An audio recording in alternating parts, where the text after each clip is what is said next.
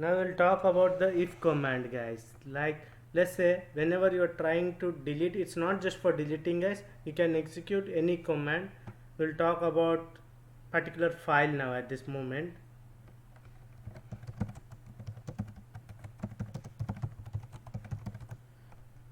Let's say I'll try to execute if exist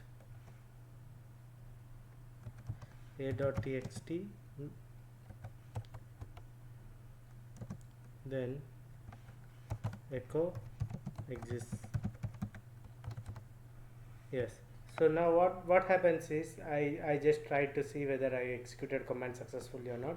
If exist this particular file, then we are printing as file exists. So let me try to give some wrong name. It will not print, guys, because this particular file is not in our machine.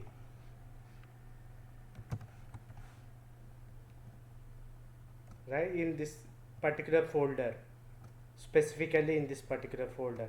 So you can check for like using dir particular combination of file in all the folders and subfolders, and say write down your like let's say you can write a batch file as a homework.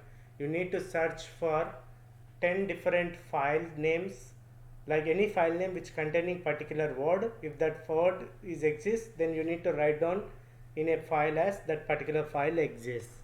So that is the way, guys. Like some hackers will search for like password or secret words in all the files, right?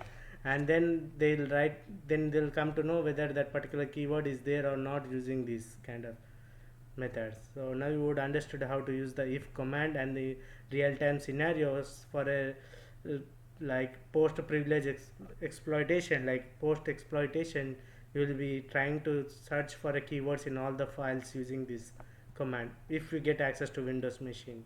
For Linux the commands would be different.